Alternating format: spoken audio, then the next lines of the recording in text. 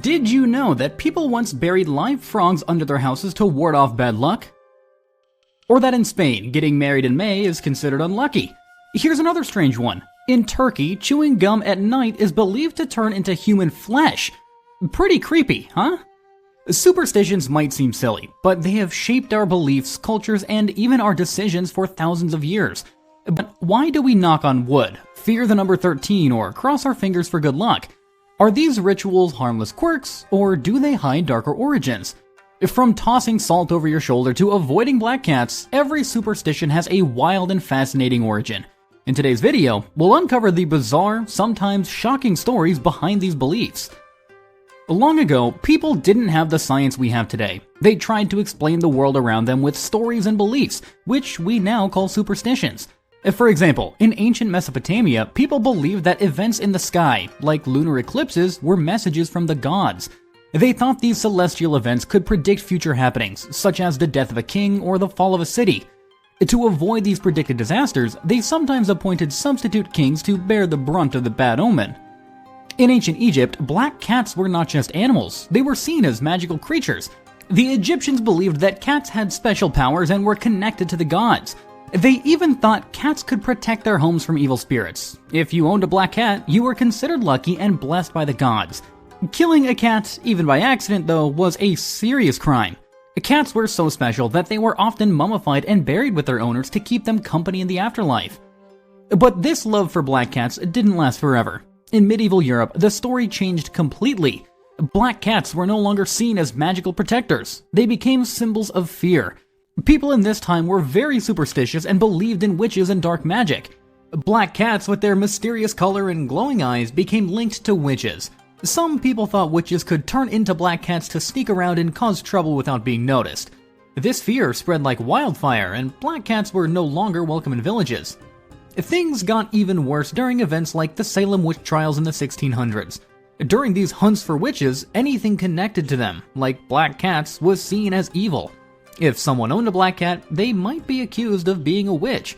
This made people even more scared of black cats, and they became symbols of bad luck and danger. Today, this old superstition is still around. In some places, people believe that if a black cat crosses your path, it means bad luck is coming your way. This belief is even stronger on days like Friday the 13th, which is already considered unlucky. But here's something funny. Other cultures see black cats as good luck. For example, in Japan, having a black cat can mean a happy and successful life. Isn't it wild how the meaning of black cats has changed so much over time? In ancient Rome, sneezing was considered a bad omen. People believed that a sneeze could expel the soul from the body, leaving it vulnerable to evil spirits.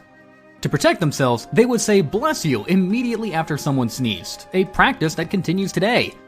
Another common superstition involves mirrors. The idea that breaking a mirror brings 7 years of bad luck dates back to ancient Greece and Rome. They believed that life worked in cycles, with everything about a person, health, luck, even their soul, renewing itself every 7 years. So if you broke a mirror, it would take 7 years for your soul to heal and for the bad luck to fade away. During the Renaissance, mirrors were super expensive because they were hard to make. Most were made from glass backed with silver, and only the wealthy could afford them. This made breaking a mirror a really big deal. Not just bad luck, but a costly mistake. The superstition may have grown stronger because no one wanted to admit they broke something so valuable. But what if you accidentally broke a mirror? Don't worry, there was a way to break the curse. A fun twist to this superstition is that you could take the broken pieces of the mirror and bury them outside under the moonlight. People believed this would cancel out the bad luck and stop the damage to your soul. Even today, the idea of breaking a mirror bringing bad luck is common. Have you ever knocked on wood to avoid bad luck? This idea goes back to ancient pagan times. People believed that spirits lived in trees, and knocking on wood could call these spirits to protect them from misfortune. It was like asking the tree for good luck, or to keep something bad from happening. Later, when Christianity spread, people connected knocking on wood to the wood of the cross, making it a way to seek protection from God. So whether it's trees or faith, knocking on wood became a worldwide habit to keep bad luck away. Now, let's talk about spilling salt. A long time ago, salt was incredibly valuable, almost as valuable as gold. It was used to preserve food, and wasting it was seen as careless and unlucky. This idea became stronger with a famous painting, Leonardo da Vinci's The Last Supper. In the painting, Judas, who betrayed Jesus, is shown accidentally knocking over a container of salt. It is because of this that spilled salt became linked with betrayal and misfortune. But people believed there was a way to fix the bad luck. They thought the devil sat on your left shoulder, waiting to take advantage of any mistake. By tossing a pinch of spilled salt over your left shoulder, you could blind the devil and stop him from causing trouble. It's a quirky little ritual, but it stuck and is still done today. Walking under a ladder is another superstition with ancient roots. This belief originated about 5,000 years ago back in ancient Egypt. A ladder leaning against a wall forms a triangle, which was seen as a sacred shape symbolizing the Trinity of gods. Walking through the triangle was considered breaking this sacred space and thus brought bad luck. The number 13 is probably the most famous superstition that you've heard of, and it's been feared for centuries. Why? Well, the fear of the number 13, also called triskaidekaphobia, has deep roots in ancient cultures and stories that still haunt us today. One of the earliest examples comes from Norse mythology. The gods of Valhalla, who lived in the Hall of the Slain, were celebrating a big feast with 12 gods. But then, Loki, the mischievous god, showed up uninvited as the 13th